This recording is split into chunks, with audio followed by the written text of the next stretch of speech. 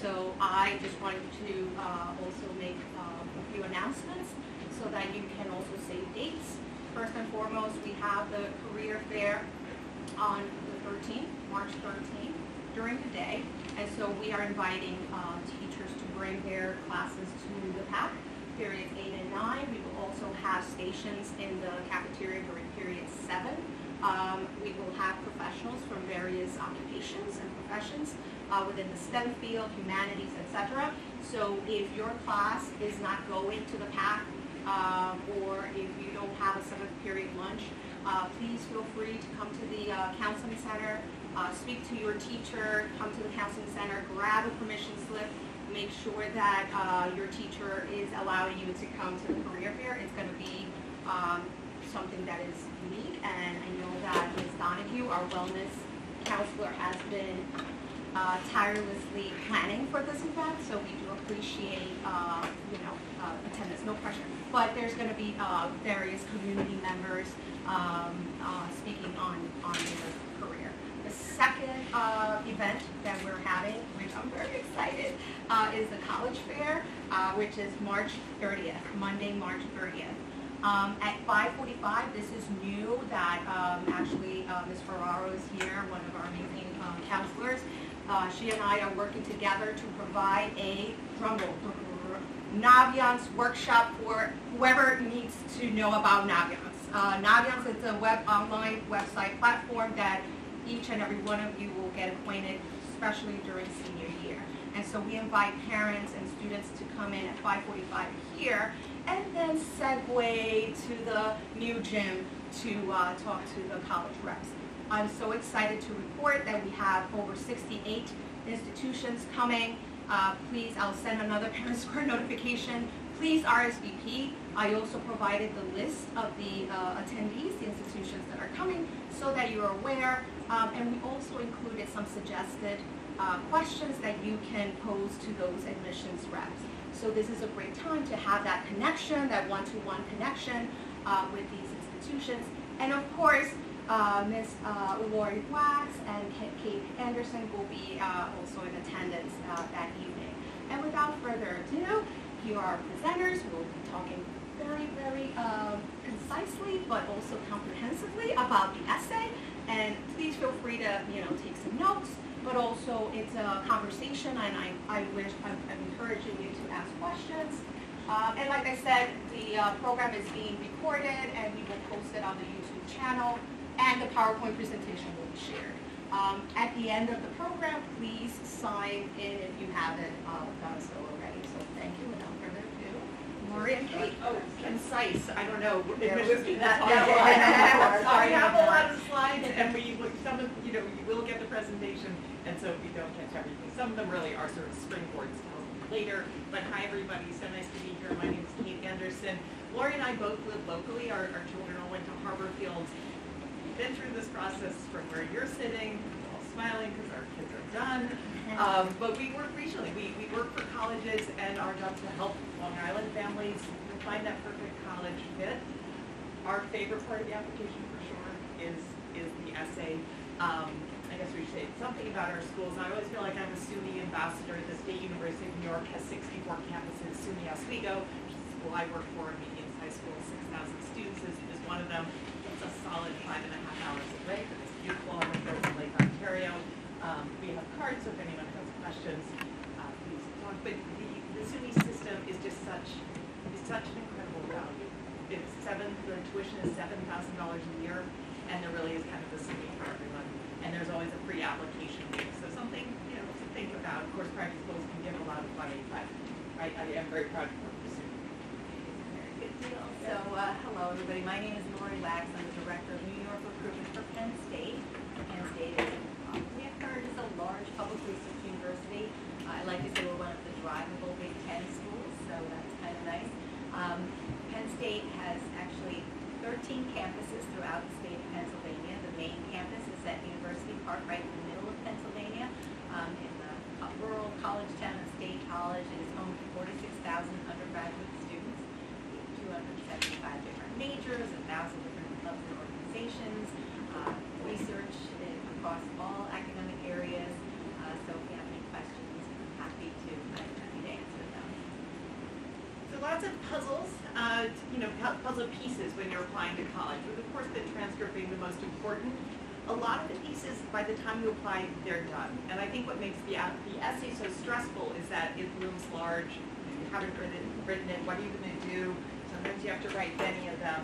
But I really think it's an incredible opportunity. You are getting a chance to look at your application and see what else do I want people to know. How can I jump off the page? How can I kind of stand out? What should people know about me that isn't somewhere else in the application? So I hope you look at it as an opportunity. We're not asking you to write about quantum mechanics or something really esoteric. You write about yourself. And who knows more about yourself than you do? So really, lots. Yeah. So most people are applying on the common application. Many schools do have their own application. The SUNY system has their own application. Penn State has their own application. The California schools do. And many schools have just their own single application. But most students, certainly most students that apply to both of our institutions, apply on the common application. So how many of you are already familiar with the common application?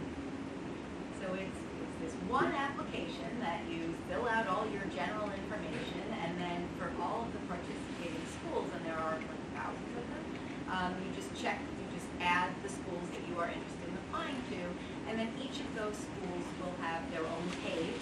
Some will have additional questions, and we're going to get to this later. Some might even have additional essays that you have to write, but it is one centralized application.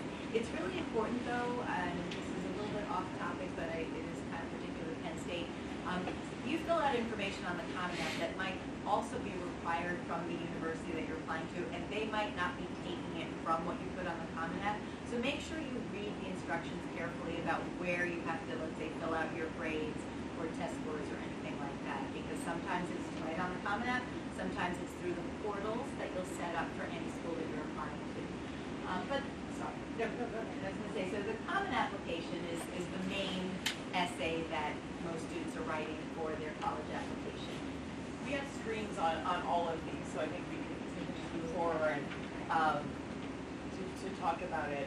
I think we also sort of talked about why the essay, to write the essay. So I think that too, and we'll have this. There are a lot of myths about we talk to students, we do workshops in the summer, sometimes schools have us come in and read their drafts, and students say, oh, nothing terrible has ever happened to me. And I think, well, that's great. Yeah. We're really glad to hear that. But some of the best essays are about really ordinary, day-to-day things. Sometimes there aren't. I read one from a student, he was in Haiti during the earthquake, right? So that's an exciting topic, but you don't need something like that. You don't need to sound like a college professor. You don't need to use those huge words. Talk a lot about AI. It's pretty clear when an essay is not written by the applicant, but sometimes computers or parents. Nobody will tell your story as well as you will, and nobody sounds like you do. So we want to really get to know you when we're reading your essay. I used to work at Columbia Law School, and there is an essay, and one applicant wrote, "This is," well, I can't say the word they used, but and because no one ever reads this. Oh, wrong.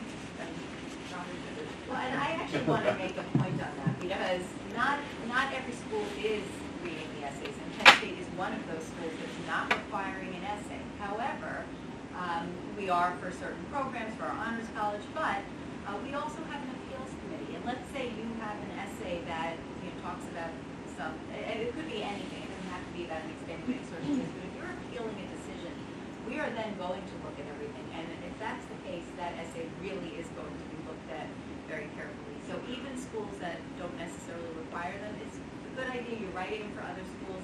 It's a good idea to have all of this in your file. It's practice, because learning how to express yourself is really important no matter where you go to school, no matter what you study. Right. Likely you'll start out with a freshman writing seminar. Pretty much every school requires that. So usually this is the time of year we get the new essay prompts. They haven't changed much. The last change was question number 4 in 2020. They should come out by February 2026, so they should be out any day now. So I was really hoping, we were hoping that we'd be able to update this. But that's something you're gonna wanna look for when they come out, is what are the prompts? Because you're gonna have to answer one of them. There's always number 7 in your back pocket. You can write about anything you want. You probably don't need to read them, but you can read them yourselves and see that they're about, what are you interested in? What, something you've learned from an obstacle. Just make sure whatever you're going to write about, and it doesn't matter, colleges don't have preferences to which one you're writing about.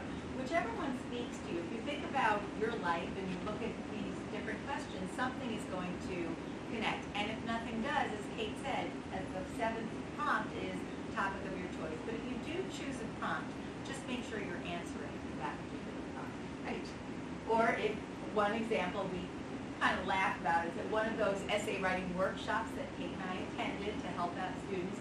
I had a student who wrote about overcoming an obstacle, and the obstacle she was overcoming was that she struggled through chemistry. She struggled so much, she spoke to the teacher, she did all kinds of things, and then she ended up just dropping chemistry. And I said, I think there's probably a better topic that you could write about, because that's not really having overcome the obstacle. You didn't really learn anything from this whole process, so maybe there's a better topic. Luckily, she went to an essay writing workshop, got feedback, and was able to go and change it. But if you're going to write about an obstacle that you've overcome, make sure you actually did overcome an obstacle, or have something really like a life lesson that you got out of it. I think you read these some night, like before you go to sleep, so some part of your brain is working on it. It's hard to do under pressure, which is why you want to start this process early. It's great that you're thinking about this.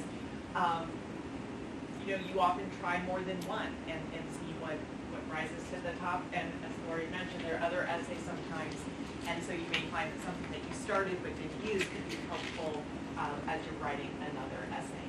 This was the newest one, the gratitude question. I think they didn't want everyone writing about COVID-19, and so they added that. So accomplishments, something you find so engaging it makes you lose all track of time. Everyone has interests. You could in a minute name 5 things that you love, and any one of those would be a great essay. There are some topics that are overused, and we'll talk about that. You're trying to engage and interest your reader, but you always have any topic you want. Sometimes people hand in school assignments, and that makes me laugh too, when you get like AP US History, Ms. Wax, Period 4, Culture Indian. Wow, okay, that's a waste of your precious words. And writing about the American Revolution, how does that tell us about you, right? It may demonstrate your writing ability, and that's important, but it's a missed opportunity if we don't finish reading your essay and we can't say that we've learned something about you, or we know something that we didn't know about you before. It's really the only personal part of the application. I mean, sometimes we're fortunate we get to meet students that are applying. Maybe if you come say hello to us at the college fair, we'll get to know you. But or when we come visit your school, which we do, both of us every fall. But for the many students that we don't get to meet, that this makes it a little bit personal. Sometimes people try to put too much into one essay because they're trying to get a lot across, but you don't need to do that, because even if there's no supplemental essay, there are 2 places in the Common Application where you can put additional information. It changed this year, so if you have older children, it would have been a little bit different. You used to have a 650 words. Remember, the main essay is 250 to 650 words, but you have another 300 words, which is at least a page, where you can tell us something. It could be a great thing. Let me tell you more about the science research I did, or this award that I won. More often, it's trying to explain something like, my grades took a dip in 10th grade, but here's why. Because this was happening in my life, and it was complicated, difficult, whatever. You can't help the things that happen. But if I know that you lost a family member during that time, am I going to punish you for that? Are you going to understand that that was a difficult time and your grades went down? And we can kind of look past that. If we only have the numbers, we have to use the numbers. But if we have the context, then we can kind of work around that. So that's 300 words where you can use the space if you want to, but if you have nothing to add, do not feel you have to just put words down there. They changed. There was a COVID question, and we still hear about Hurricane Sandy. The problem with the COVID question was it really had to be something different. Writing that, it was really frustrating, you didn't like online learning, you didn't get to hang out with your friends, was something that everybody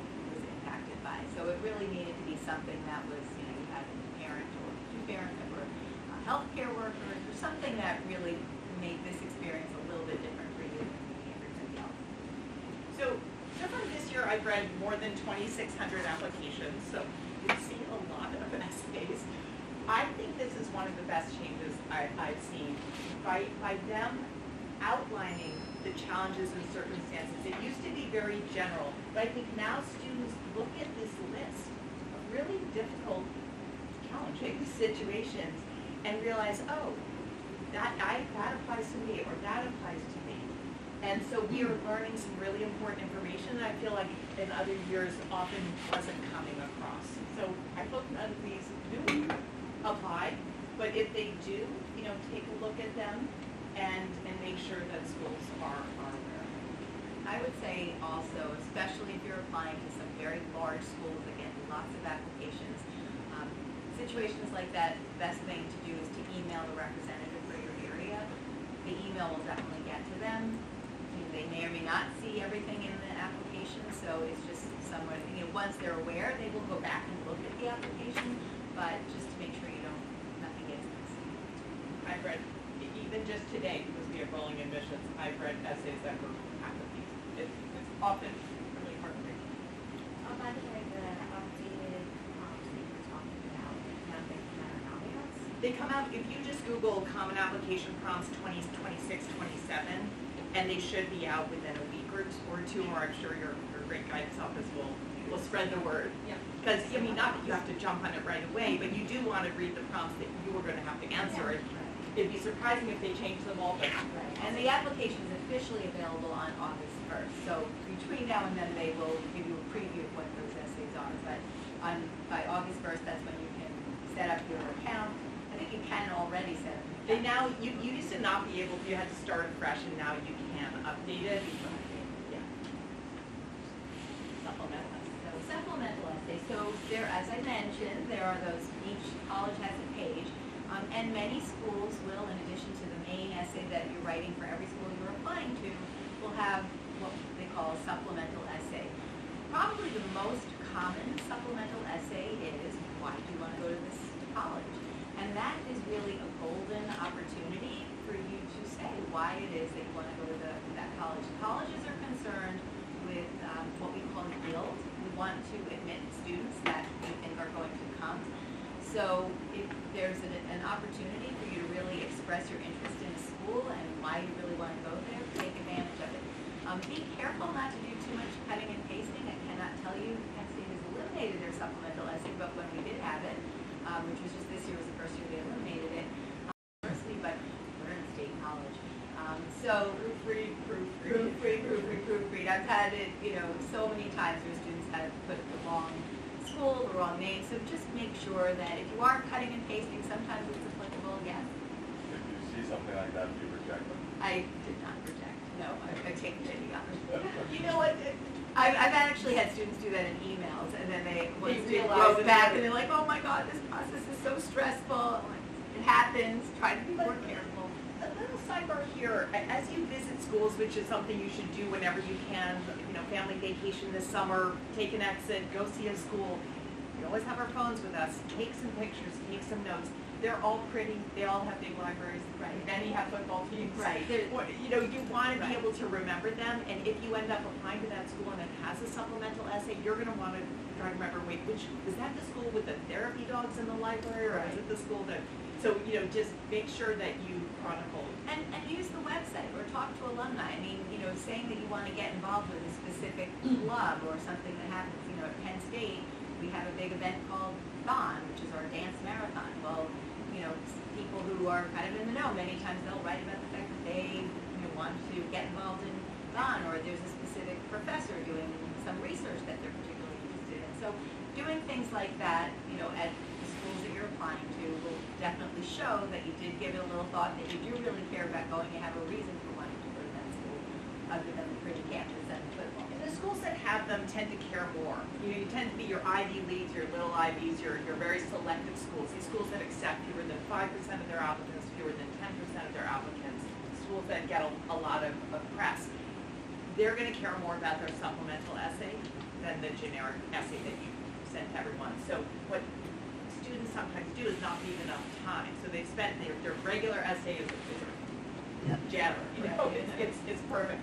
or as close as you can get, and then they're rushed on the other, and that's what you don't want to have happen. So when those applications do become available August 1st, you want to look and see at the schools you're applying to, how many other essays do I have to write? And they're not always, why this, that's a very Sometimes common they're one, but I'm funky. right, I've seen some interesting ones. What is your favorite word and why? You know, everybody is part of a community. What's a community that's important to you? Send page 217 of your autobiography, because every 17-year-old has an Right, autobiography, that's right. right? Or if you could go any place in the world, where would you go? Like, there are lots of different, so, give that some thought. So, the do's, things that you want to do. Consider that prompt. There's no right answer, but you do want to address it, right? You're not going to just drop chemistry if it's overcoming an obstacle. That word count is critical. So if you're more than 650 words, it knows how to count. It will chop them up. So part of this process, you don't worry about length when you're drafting it, because that's your first draft, and you're going to have many more drafts, and it's a whole process. But at some point, you may need to sort of winnow it down and make some hard choices about words that you love but you have to get rid of. But again, that's something that you're going to be doing in college. So it's modeling what you'll be doing later, and it's something that eventually you'll have to get it down to those limits, but don't worry about it. But definitely don't worry while you're writing it. I mean, basically, writing a college essay is a journey, because you're going to start it and you're not going to do it in a night and be done with it. It's something that's going to evolve. You may change your topic after giving it some thought. So if you put the pressure on yourself to worry about the word count when you're writing, you're not going to be able to write well. You will be amazed at how good you get at cutting words. At first you'll be like, there's nothing I can take out, it's all so important, but you will be amazed that you will be able to do that. Just write it and then, look at it, cut a few words. You're not going to do it all at once. The whole thing is an evolution.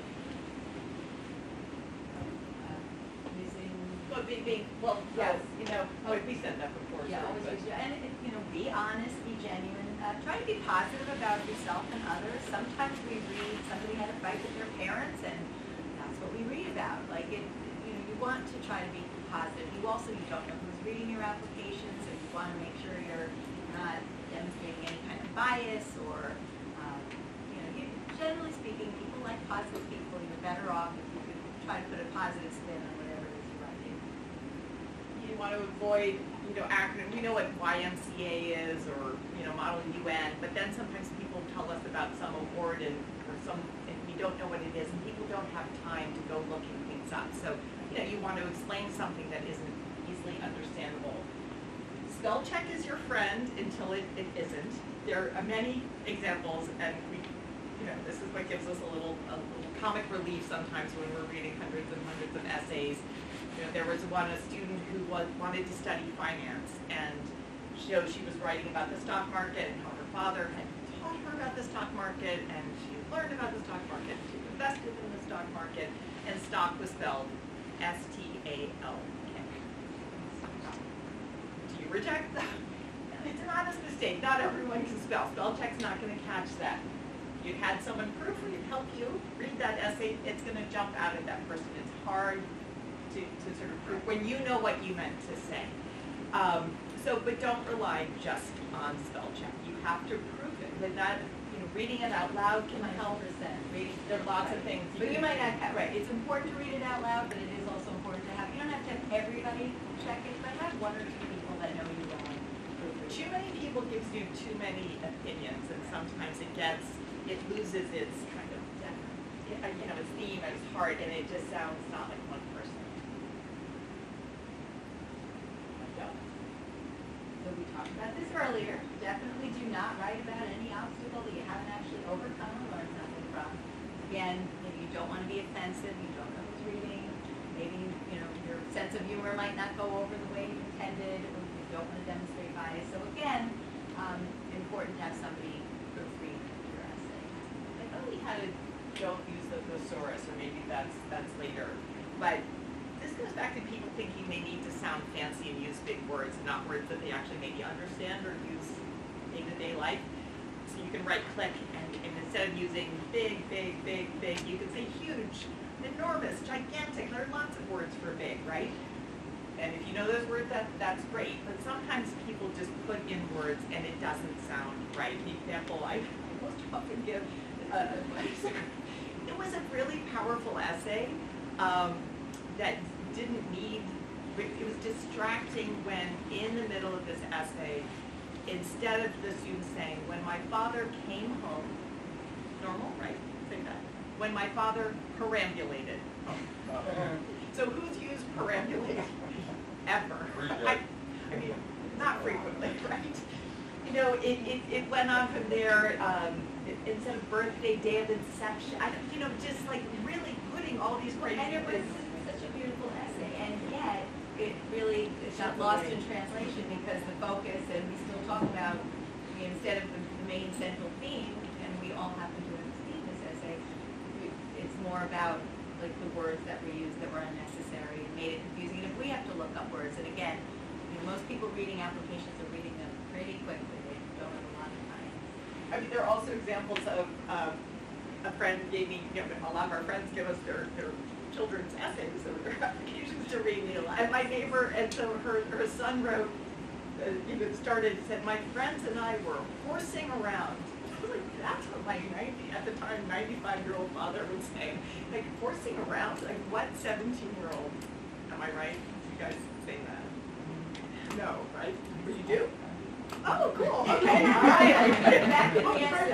But when I asked the student, it was at a workshop, he said, oh, my mother hired a consultant and she told me to do that. Don't let someone put words in your mouth and on your We essay. cannot discourage that, you know. You've got so much help for free. You've got an incredible counseling office. Reach out to us. I get students that say to me, I'll give a presentation about what Penn State is looking for and what will help them get into Penn State. And I've had students come up to me and say, but my college counselor said this. Like, I don't know what to tell you. I'm working for the university. I'm telling you this is what, and I'm telling you for free. So, And who's making the decisions? and right. So I really don't know what to say. But it- you don't need to have anybody help you. This is something you can do. I think people are stressed out and are not always feeling confident, but we want to encourage you to feel confident. You know yourself, you know what you want to say. So you don't need to resort to buying it on the web or using ChatGPT too much. Or we know of a story where two friends decided to write one together and submit the same one, and that did not end well for either. And if I may add about resources and support, like in the springtime, we will have two amazing English teachers giving a seminar with regards to the essay and reviewing those essays in the fall when you're a senior. That's So great. that's an added resource that we provide. I mean, I think a lot of it is a little bit off topic with the essay, but a lot of the whole process is really just being organized, keeping a spreadsheet, keeping track of the schools you're applying to, the deadlines, the requirements for those schools. You don't need somebody else to do that. You just need to be on top of it. So, you know, start that spreadsheet early, keep track of which schools have, you know, a supplemental essay or several supplemental essays, and that's, you can do this. You just have to be organized. So ChatGPT, you know, the elephant in the room, right? I think we both, you know, this is a tool that can be used responsibly. You know, there's nothing to stop you from sort of putting a prompt in and getting some ideas. There's nothing to stop you from looking in the library for 50 great Ivy League essays and just getting that creative, you know, getting your mind working and thinking about it. You cannot hand that in, though, if a computer wrote it, and we can put the prompt into ChatGPT or Gemini or any place too. There are schools using AI filters. A very interesting thing I read this week was a school in Michigan that's actually having students put a prompt into ChatGPT, hand in that essay, and in the second essay to say, why is that essay not good? You know, what would you change about it? Super, I texted you, super interesting, right? You know, maybe trying to get ahead of this. How are schools going to, you know, handle the fact that students can just very quickly write a letter-perfect essay? We see this. We see students with English grades that are not impressive who have the world's most impressive perfect essay. That doesn't quite add Right. up. Well, and especially if there are other communications with students, where their emails and then, or one essay that's completely different than the others. Kate mentioned that book. Those books, there's a few of them, 50 Ivy League essays, I think there's 50 Stanford, 50 Harvard, just to get an idea. I think for a lot of high school juniors and starting rising seniors, should a college essay look like? If there's no concept, it's hard to really picture. So if you just get one of those books and you get an idea, you'll see there's a whole wide range of topics. Anything goes really, and I think it'll help kind of take the stress out of it or take the angst out of it, just seeing that there are a lot of different things that work and you just want to be having something that applies to you. The New York Times publishes them. Johns Hopkins University keeps a list of essays that work, like the ones that they're most impressed with. So you can find a lot of great examples. So ChatGPT, use it for a draft, sure, but then edit it and make it your own. The ones done by AI have no soul. There are no personal anecdotes. It's really very sort of it's well written, but it's not personal. So that's what you really need. And again, what are we trying to learn? We're trying to learn about you as a person. We want that personal. And we do feel like we can tell. You know, as you're reading a lot of essays, you definitely feel like you can tell which are genuinely written by a student.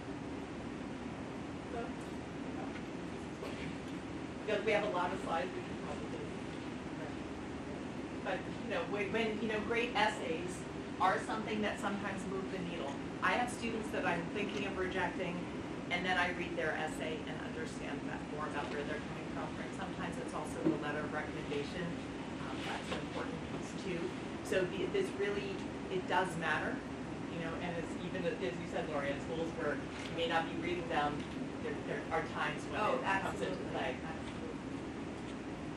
So if you're stuck getting started when you get home and when you're looking back at this, just some questions to think about, like think back on what you've accomplished, or maybe not that your essay has to be about what you want to study, but it could be, right? I believe that is some schools do have that as one of their things. Why do you want the major that you pick? Or if they have different academic colleges within a university, why do you want that specific academic college? There's such a wide range. So, and as Kate mentioned earlier, when you get started on your main essay and you have a few different ideas, I do recommend starting with a few different ideas, starting maybe 3 different essays. One is going to flow a little better than the others. Those other 2 are going to come in handy at some point, whether it's a supplemental essay, whether you're applying for scholarships. Many schools have scholarships that you have to apply for. I'm sure there are local scholarships here that are, you can find out through the counseling office. Many of them do require an essay, so it's never going to be a waste of your time to start writing about something that might be interesting. We said on an earlier slide to not be modest. This is a time where if there's any time to be proud of things you've accomplished, this is it. I think sometimes students don't see themselves as like special or unique, and they're not sure what to write about. Sometimes it's really helpful to talk to your friends or talk to your family, because other people right away will say, wait, Lori, it's so cool this thing that you do, you should write about that. So if you're stuck, I would definitely turn to family and friends just to get some ideas. It's something that. And when you're writing, if you are describing yourself, let's say, because sometimes, I think ask your friends, or we'll see in recommendations, like 3 character traits that describe you. If you're trying to talk about certain character traits, use anecdotes, use specific stories. Instead of just saying, I'm very caring, give an example of how you were caring. We skip right over the like, don't use too many quotations or start out with a prompt. But what's a better start to an essay? Something without which my college application would be incomplete is horses, because I love horses.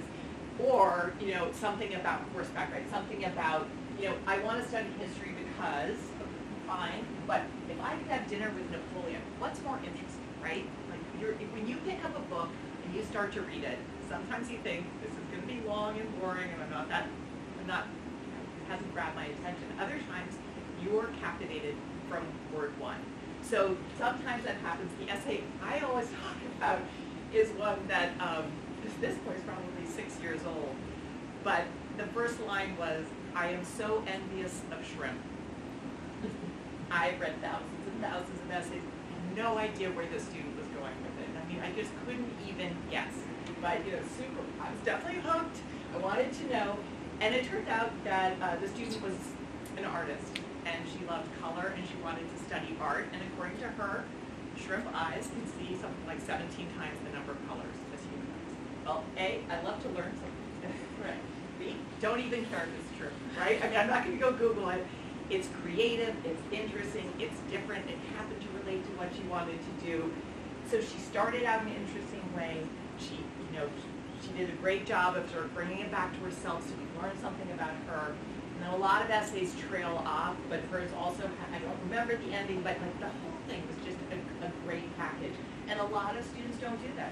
They start with a prompt, or they start with a quote from Yogi Berra, and then they put a little Shakespeare in there, and they end with Aristotle, and you're like, wow, did you write any of that? Like, they over-rely on quotations. Right, or ending with, and that's why I want to go to college, because we know you want to go to college because you're applying, so don't waste your words on.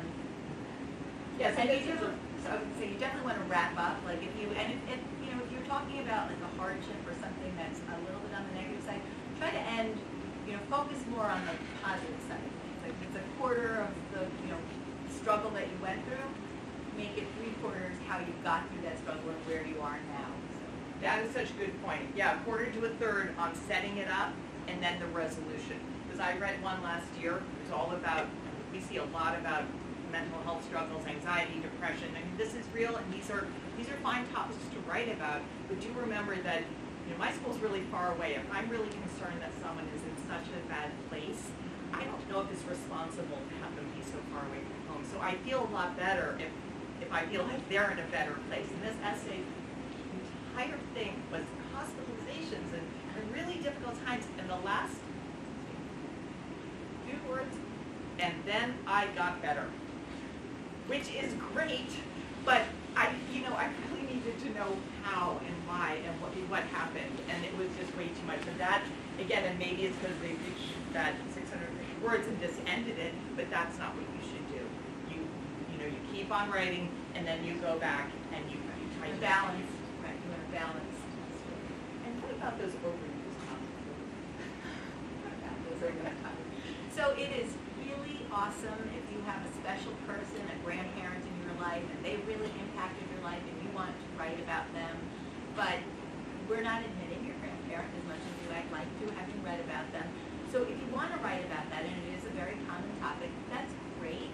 Make sure that you're writing about, it's really got to be about you. The story has to be about you. So maybe something that you do every day is a tribute to a grandparent, or because this relationship you enjoy this special time every week, or whatever it is, the focus needs to be about you. You can talk about your inspiration person, but it really needs to be about you.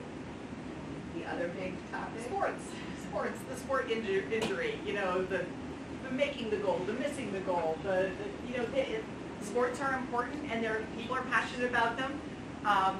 Two of my sons played sports in college, and one of them did write about a sports injury, but he also had a really great first line, and he managed to work more things.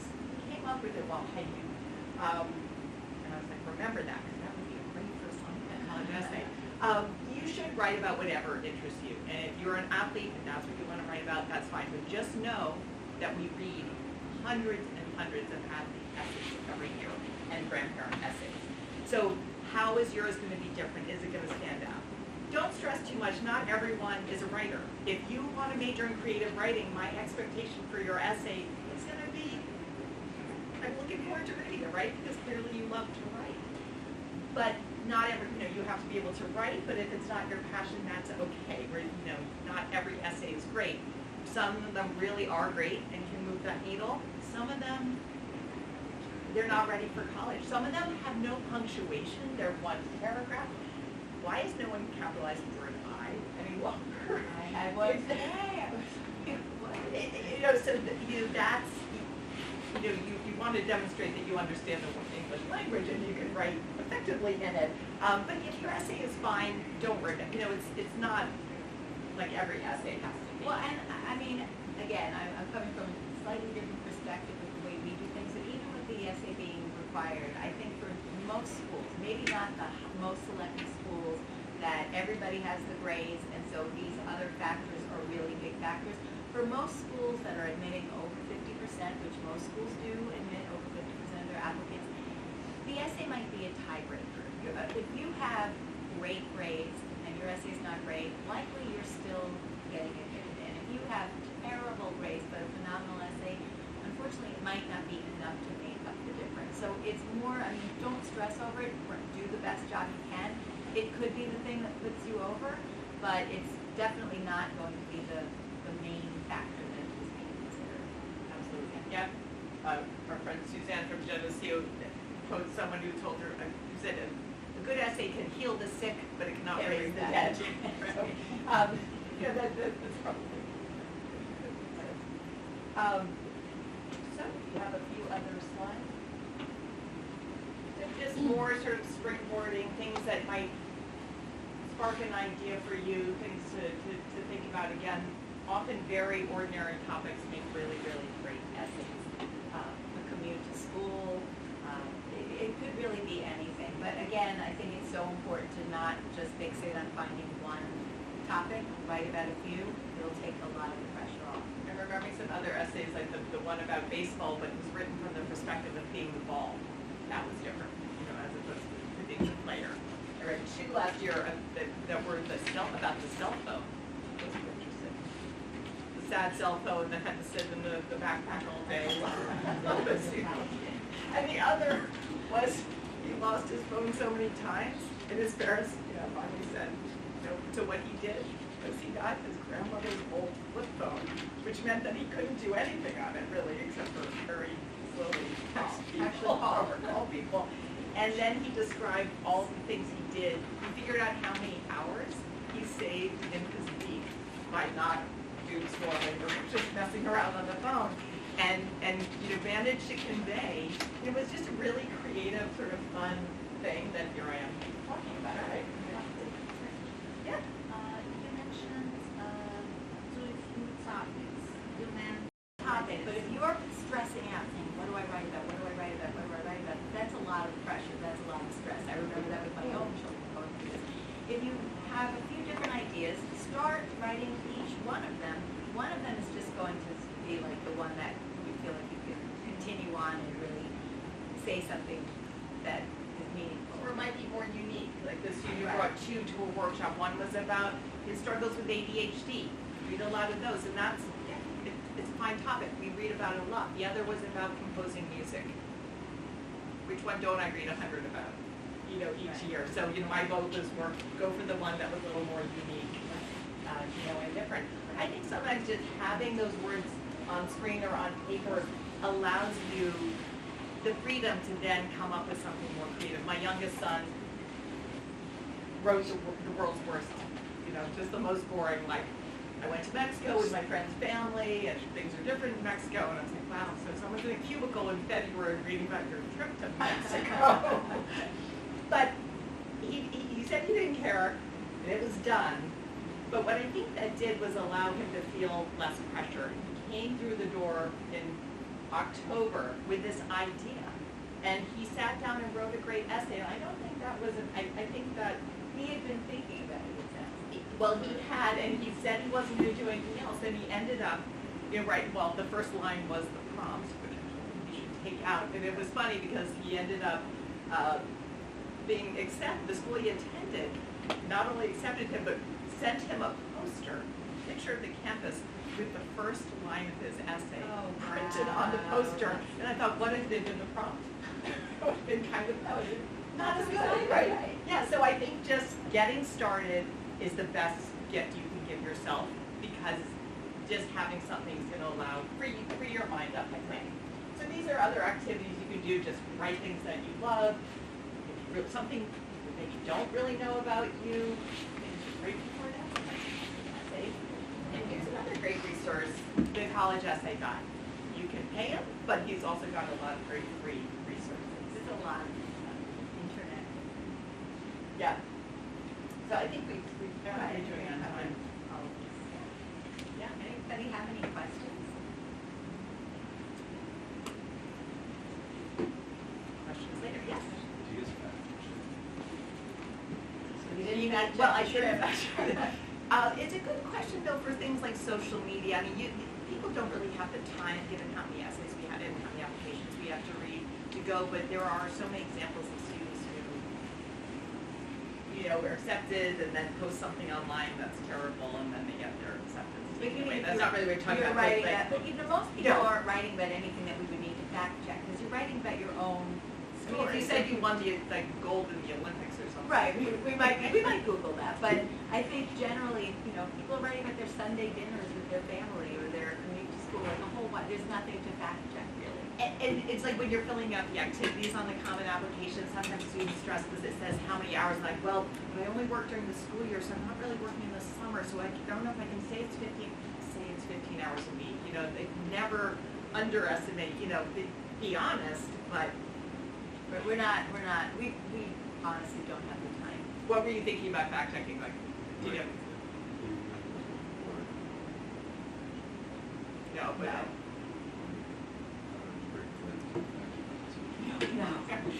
I mean, if we had the time to do that, I mean, life would be great, but, I mean, you know, I've read 2,600 plus applications this year, and that's not the only thing I do, so like, we have to read really quickly. I mean, there are times when students put their art portfolio, or they say, I'm a photographer, here's a link to my, I wish the apps were such that they were live, they're not, because I have to literally take that link, go type it in, but sometimes I'll do that, because I'm interested, and because it's important to the student, and every application tells a story, and when someone's gone to the trouble to share something, then. Right, and I mean, as far as like broken leg, it's not a good enough topic that somebody would lie about, I don't think, to write, so. The only thing with, I mean, I suppose you could have a teacher write, as a letter of recommendation, you could have. Well, I was Two gonna say, we different- do, right, if, you know, you write something and like somebody says something completely different in one of your recommendations, that might be a little bit of a red flag, but generally, as Kate said, there's not time to fact check like that.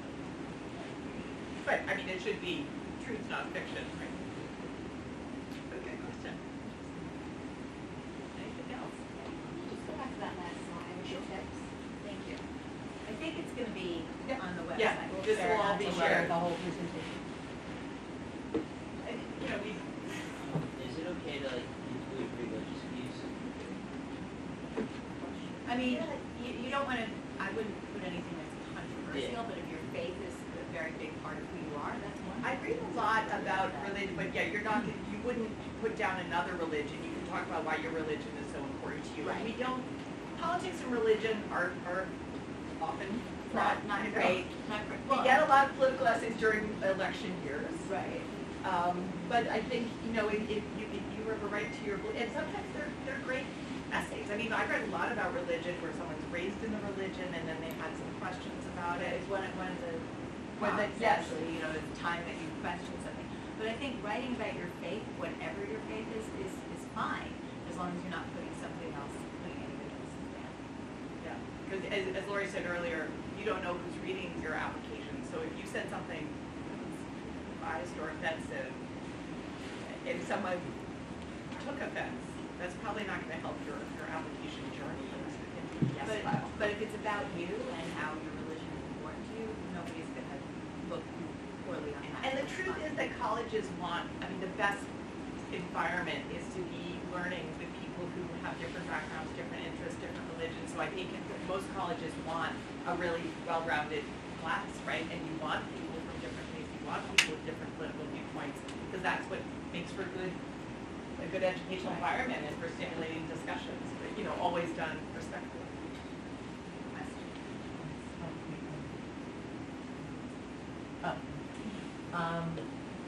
It's kind of two-part. How much time would you say you spend on an application? And are you starting with the essay first? Are you starting, or are you looking at like their grades and stuff, or it's just?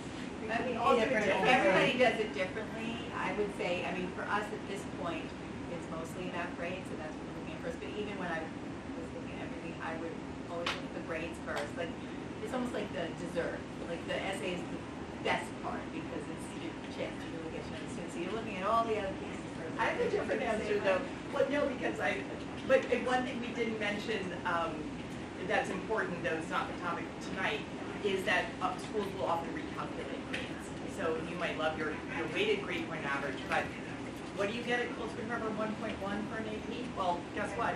Baldwin's been giving 1.2, and Harborville gives 1.15. So their 90 becomes a higher grade than yours. It would not be fair. So we're looking at core grades, English, math, science, social studies, and world language, and are often recalculating. So the transcript tells the story, it has those numbers, we see the kind of courses you took, what level were those courses, did you do better over time, did your transcript go all over the place, and we spend a lot of time on the transcript. But how I read, actually, I look at the letter of recommendation first, because school counselors and teachers know what we're looking for, and I find so often that students forget to mention that their mother passed, that something terrible happened, or that this was going on, or they were bullied, and so that context I often get from those letters. So for me, that sets the stage, and then it's the transcript, and then the essay is like my dessert. Favorite part. As far as the recalculating, there is definitely a value to taking those AP or IB classes. We wait, but we wait everybody the same. So anybody who applies who took AP biology is getting the same weight. I don't even know what it is, but there's a whole department that does that. But it's, every school weights differently, so it would not be fair to. And you don't need to know how people weighted. It's a good question for colleges, but it's good to look at your transcript the way colleges are going to look at it, and sort of bring it down to those core courses. Of course, if you're an artist, we care about art grades, but take a look, because that grade that you're thinking about may not be the grade that college is using. You said it was a two-part question. Oh, no, I was saying like how much time, Oh, how much? yeah. It depends. Some people don't read that. They're getting 90,000 applications. If it's a really terribly written essay, I don't read.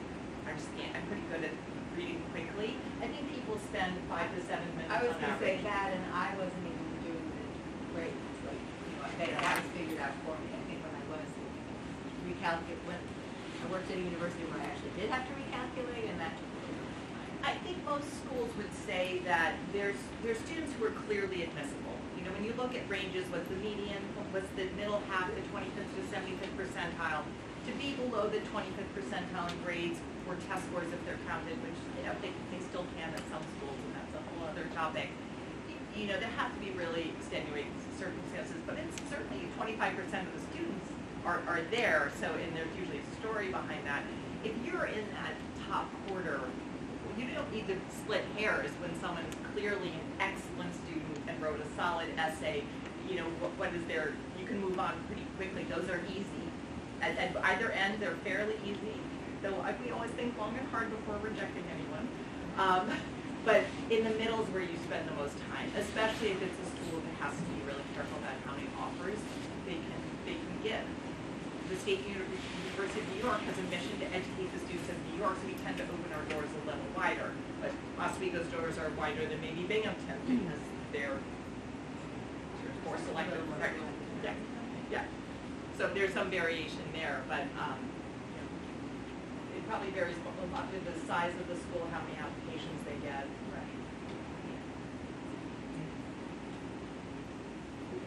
How many people would read the application and then make that Depends. determination? Sometimes it's one person, other times it goes to committee. Some people always have committee. I worked at schools where the faculty got involved. It really just depends. Right, there's so many nuances to this, and I would say the most important thing to do is to reach out to the representative from your area, because, for example, Penn State is really based on grades, but it's also based on what program you apply to, and it's also based on when you apply. I have students every year that apply in December. I guess they don't realize that we fill up After early action. after early action. So, but especially we have early action, then anybody who applies in November is part of the November pool, then December. So I have students, and I'm guessing maybe they apply ED somewhere, and they're super high achieving students. And then they look at our middle 50% ranges, which you can look for any school. Almost every school will publish where the current freshman class falls as far as their range of grades or test scores.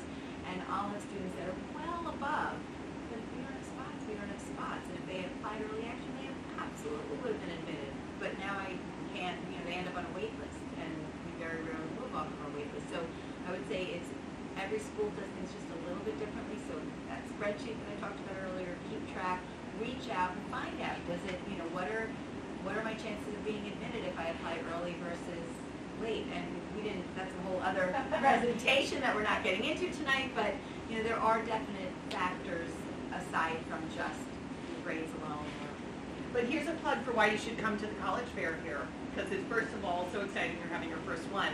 People behind the table are probably the ones reading your application. I read Long Island applications. There's a 99% chance that I read your application. My colleagues sometimes do, but I can attach email correspondence with students or print notes. So even if someone else read it, they might realize that, hey, hey Kate, I see that you actually met the student a couple of times. We use a database. We can tell that we met you. I know if when I came to Cold Spring Harbor, if you came and talked to me. Our emails, we send way too many. We all send way too many. We can tell if you open them. We can tell if you click on them. That's called demonstrated interest. So if I'm spending a lot of time trying to come up with a way to admit you, because we're the office of admission, not rejection, right? Like we're hoping to be able to admit you. But then I look, and I was at your school 3 times. You never talked to me. I was at big Long Island fairs. You never came to a virtual event that we all have. You're on my single email. I'm just thinking, I'm free. You're a week. Good. Everything good? John said to apply to a SUNY, and you really don't care. So why do I want to give the spot to you, right? And that's what, so if you show interest, it's not going to guarantee you admission, but it will be a tiebreaker. Some schools are actually using demonstrated interest. This rocked some votes, I think, last year. SUNY Geneseo, which has early action. That's when you apply early. You hear early, but you're not committed. You have until May 1st. And if you don't get in then, and you're not rejected, you're put into a main pool.